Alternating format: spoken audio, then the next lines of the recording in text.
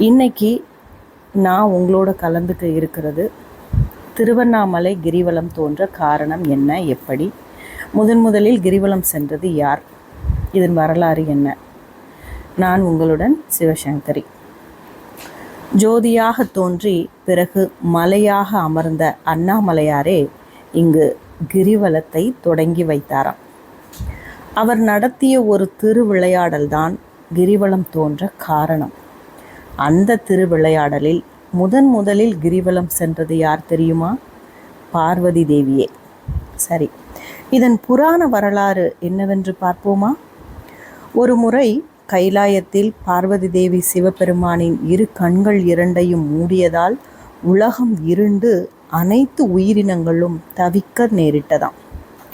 இதனால் பார்வதி தேவிக்கு தோஷமும் ஏற்பட்டது. அந்த தோஷத்திற்கு பரிகாரம் தேட வேண்டிய நிலை ஏற்பட்டதால் பார்வதி தேவி திருவண்ணாமலைக்கு வந்து தவம் இருந்தாராம்.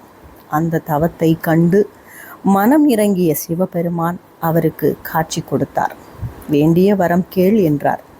உங்களை என்றென்றும் பிரியாதிருக்கும் வரம் வேண்டும், உங்கள் உடலில் சரிபாதி தரும்படி அருள வேண்டும் என்று கேட்டுக்கொண்டாராம். உடனே சிவபெருமான், அப்படியென்றால் நீ என்னை சுற்றி வர வேண்டும் என்றாராம். அதை ஏற்றுக்கொண்ட பார்வதி திருவண்ணாமலையில் ஈசனே மலையாக வீற்றிருப்பதால் அந்த மலையை சுற்றத் தொடங்கினாராம். மலையை வலம் வருதல் என்பது சிவபெருமானையே சுற்றுவதற்கு சமம் என்று தன் தலை மீது கைகூப்பி வலம் வந்தார் பார்வதி தேவி. சிவபெருமானும் கிரிவலப்பாதையில் ரிஷப வாகனத்தில் ஈசான்ய பகுதியில் ஒளி ரூபத்தில் 2 இடங்களில் காட்சியளித்தார், ஆசிர்வதித்தார். பின்னர் தனது இடப்பாகத்தை வழங்கி தன்னோடு ஐக்கியமாக்கி கொண்டு அர்த்தநாரீஸ்வரராக காட்சி கொடுத்தார் சிவபெருமான். அப்போது பெருமகிழ்ச்சி அடைந்த பார்வதி தேவி தான் தங்களை சுற்றி வந்து ஆசிர்வதிக்கப்பட்டது போல ஒவ்வொரு பக்தர்களும் கிரிவலம் சுத்துகின்ற போது அவர்களுடைய வேண்டுதலை நிறைவேற்றி அருள் வழங்க வேண்டும் என்று கேட்டுக்கொண்டார். அதற்கு சிவபெருமானும் சம்மதித்தார்.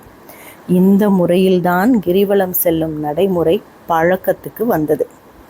பார்வதி தேவியை தொடர்ந்து இதர கடவுள்களும் தேவர்களும் ரிஷிகளும் சித்தர்களும் மகான்களும் என அனைத்து தரப்பினரும் திருவண்ணாமலையில் கிரிவலம் வந்து ஈசனாகிய அண்ணாமலையாரின் அருளை பெற்றனர்.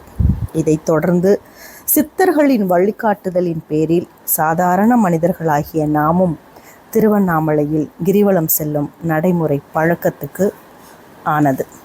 இதுவே கிரிவலம் தோன்ற காரணமும் வந்த வரலாறும்.